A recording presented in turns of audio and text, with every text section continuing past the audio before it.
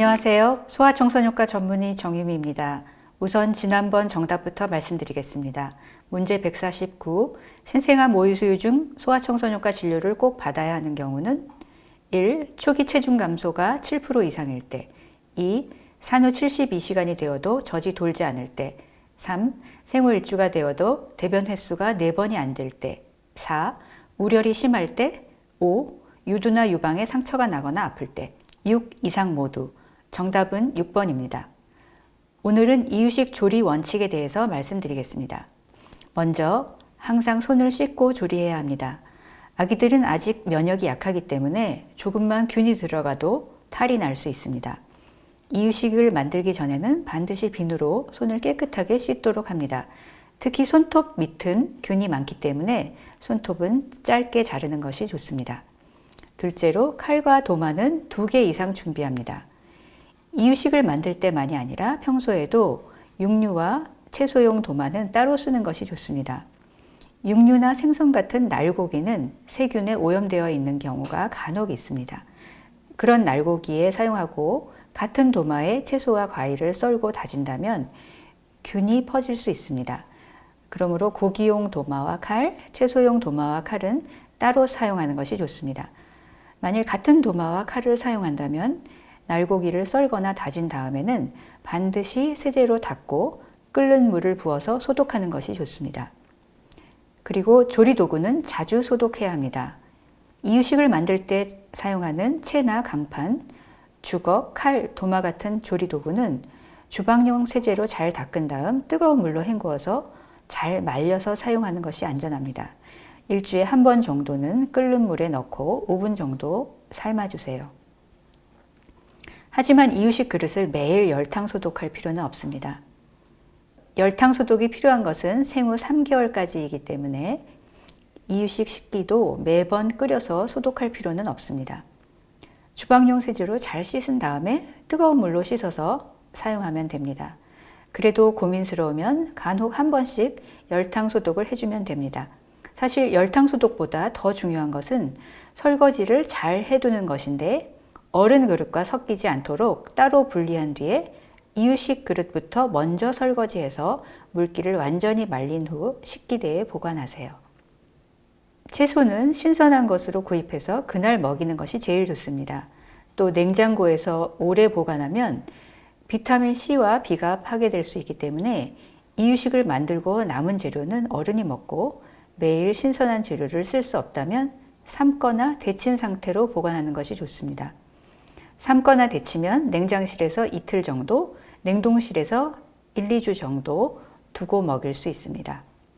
그리고 음식은 항상 뚜껑을 덮어서 보관해야 합니다. 요리를 한 다음에 바로 먹일 것이 아니라면 반드시 냉장고에 보관합니다. 한꺼번에 여러 끼 음식을 만든 경우는 한 번 먹을 것을 따로 덜어둔 다음 나머지는 음식이 식자마자 바로 냉장고에 뚜껑을 덮어서 보관하는 것이 좋습니다. 이틀 이상 먹을 양이라면 바로 냉동 보관하는 것이 안전합니다. 그리고 적당한 양을 만듭니다. 매일 새로 만들어서 먹일 생각이라면 너무 많이 만들지 않는 것이 좋습니다. 하지만 이유식을 매번 만들기 힘들다면 주말에 한꺼번에 재료를 손질하고 조리해서 일주일 먹을 것을 1회 분량으로 보관해도 됩니다. 이틀치는 냉장고에, 나머지 5일치는 냉동 보관하고 정말 시간이 없다면 쌀죽도 만들어서 냉동 보관할 수 있습니다. 찌고 삶는 요리법을 이용합니다. 아기가 먹는 이유식은 충분히 익혀야 하는데 음식은 조리 방법에 따라서 맛과 영양이 달라지고 또 유해 물질이 증가할 수도 있습니다. 가장 좋은 이유식 조리법은 찌고 삶는 방법이니까 가능하면 이 2가지를 사용합니다. 꼭 구워야 할 때는 태우지 않게 주의하고 직화구이는 피해야 합니다. 이유식은 센 불에서 끓이다가 약한 불로 낮춰서 조리합니다. 이유식은 영양소가 덜 파괴되도록 짧은 시간에 익히는 것이 중요합니다. 냄비에 재료를 넣고 센 불에서 끓이다가 보글보글 끓어오르면 약한 불로 줄여서 5분 정도 더 끓여서 익히면 됩니다. 다 끓인 후에는 불을 끈 상태에서 뚜껑을 닫아두고 2, 3분 정도 뜸을 들이기도 합니다. 그리고 채소나 고기를 삶거나 데친 물을 조리에 이용합니다. 채소를 삶거나 데칠 때 물은 채소가 잠길 정도로만 넣어야 영양 손실을 줄일 수 있습니다.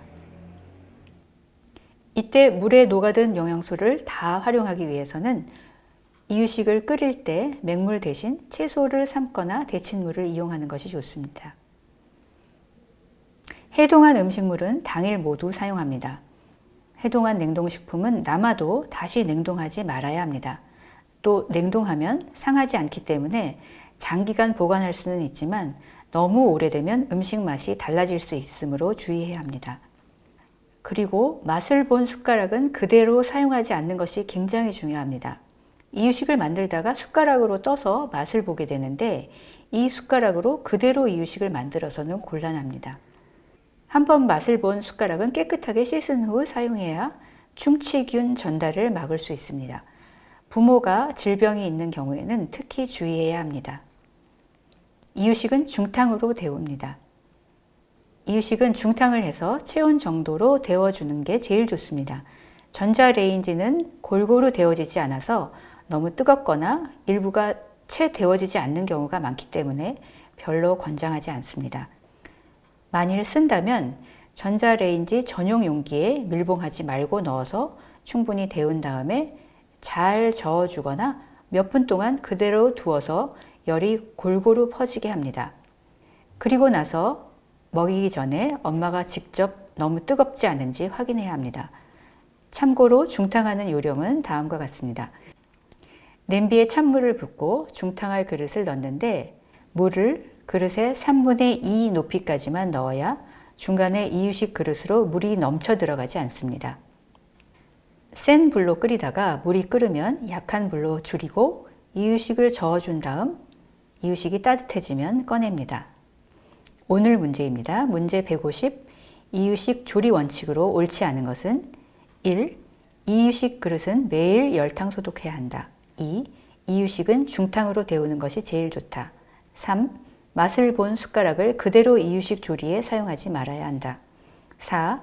육류용과 채소용 도마와 칼을 따로 사용한다. 정답은 다음 영상에서 말씀드리겠습니다.